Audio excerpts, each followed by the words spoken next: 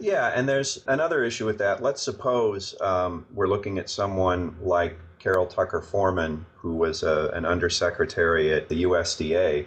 Now, I don't think she was corrupt. I don't think she'd been bought off, but unfortunately, she was wrong.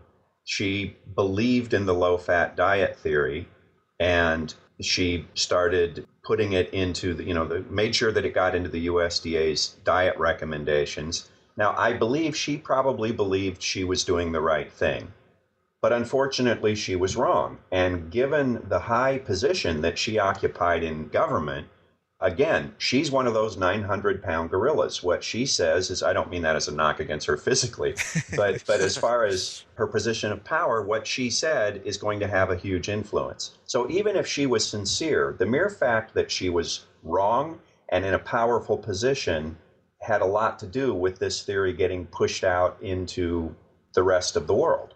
Yeah, and I think a big aspect of that, I'm sure she was probably overseeing, if not created, that food pyramid where the bottom is, breads, grains, cereals, basically high carb stuff. Right. And this gets foisted on all the kids in the public schools. Like 90% of the kids in the country are being fed this sort of way of eating with the way the foods are structured. It's based on the food pyramid, right? At the schools. Yeah, it is. And they have to, by law, they have to follow the food pyramid.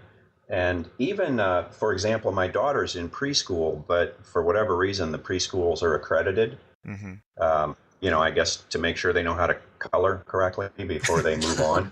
Exactly. But when the accreditation people were coming in from the state, we actually got a letter from the school, sort of an apologetic letter, that basically said, during the couple of days that the state officials are here, your child's lunch must include, and they gave us a list. And basically that list was to make sure that when they opened up my daughter's lunch bag and saw what was in there, that they would say, aha, she is following the food pyramid. She will grow up to be healthy. Wow. I didn't know they were going that extreme.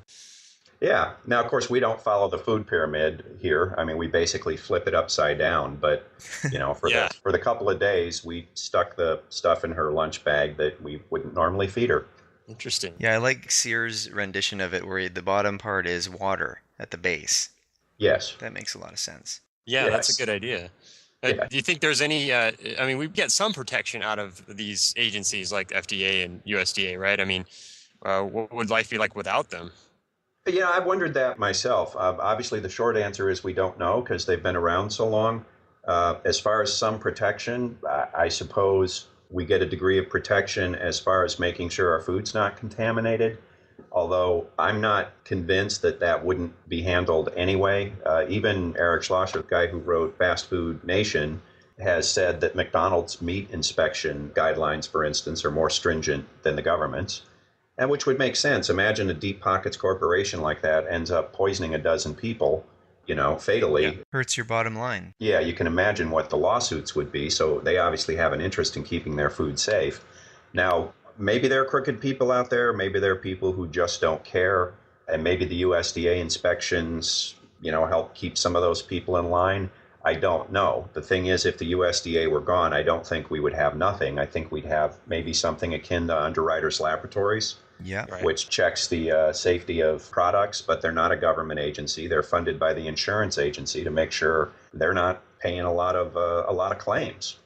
Yeah, where there's a demand in the marketplace, there will be someone, supplying to that demand. Yeah, I think so. And also, Thomas Sowell pointed out, and all you got to do is read the newspaper to know this is true.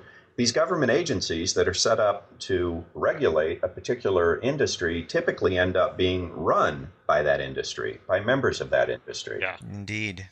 And this is why we have, the subsidies for corn and soybeans. Right. And then that trickles down into the influx of high fructose corn syrup and all the soy products. I mean, you can totally see the agendas going on there, right? Yeah. The so-called nutrition, big agriculture, nanny state complex. And that's part of, I think, the reason the low-fat diet theory got accepted so quickly. And by the way, for your listeners who don't know, it was never more than a theory. It was a hypothesis, and it has never, ever been proved to be true. But in any case, I think the reason the theory got accepted in record time, shall we say, it happened to be a very convenient theory for the U.S. government, especially for the USDA, whose mission is not to make you or me healthy. Their mission is to sell grain. So when a theory comes along that says fats are bad for you and you should be getting more of your diet from complex carbohydrates, why wouldn't they love that theory? It just told them that their mission is not only good for the farmers, it's good for everyone's health. Yeah. And it creates a vicious cycle of basically keeping people locked in states of overweight, conditions and obesity, thinking that they're doing the right thing, and then really frustrated why they're not losing weight when they're exercising like crazy. And I went through that frustration. I spent a good deal of my adult life overweight. I thought I was doing the right things. I was practically torturing myself with these low-fat diets, which I never enjoyed, which tended to make me feel lethargic and depressed. I'd be going to the gym or I'd be running and then maybe lose a couple of pounds. And I believed what people typically believe now. Well, you have to lose weight, but it's hard. And how many times have you heard people say, gosh, why is it that everything that's good for you doesn't taste good? And how come everything that tastes good is bad for you? I believe that. So, you think, well, I'm going to have to live this Spartan monk-like existence in order to lose weight. And what a joy it was, especially as I started researching this film, to find out that's not true. It doesn't have to be that hard. It can be almost easy. And by the way, most of the flavors you enjoy are actually good for you. Yeah, we were actually along those lines. Wes and I were wondering, are you still eating the tasty cheese fried in coconut oil? I do once in a while. That was, of course, part of that experiment month where I wanted to sort of test part of the lipid hypothesis for myself. One of the doctors interviewed in that film, Dr. Michael Leeds, kind of challenged me on that. I said, it kind of makes sense. I've read the research. I believe you, but... And he basically said, you can try this for yourself. Just cut out the sugar and starch. Eat all the fat you want as long as it's not, processed vegetable oils, which we're not supposed to be eating anyway, and just see what happens. Right. And I did. And, the cholesterol figures you saw improved pretty dramatically. So what a pleasure to find out, no, the cheese fried in coconut oil is not going to clog my arteries. Yeah. And by the way, it's actually good for you. Indeed it is. Yeah, it's amazing. Yeah, the last podcast we took issue with, I don't know who it was, some expert said that coconut oil actually has been used in research to cause atherosclerosis in, I guess, mice or rodents or something. Yeah. That was like the staple that they fed them in order to get them to have heart disease or cardiovascular disease. And I just really raised an eyebrow at that. They're leaving out part of the story. Yeah. They altered the coconut oil. Ah. Oh. And I was wondering if the rodents were genetically susceptible to getting cardiovascular disease too. Well, there's another issue. They'll take mice and they'll they sort of mutate them to make them susceptible to this or that disease. So basically, I think at that point, anything you feed them, you'll go, wow, look at all the disease they developed. Mm-hmm. But I talked to Mary Enig when I was researching Fathead, who's one of the most, if not the most, informed experts in the country on lipids and fats.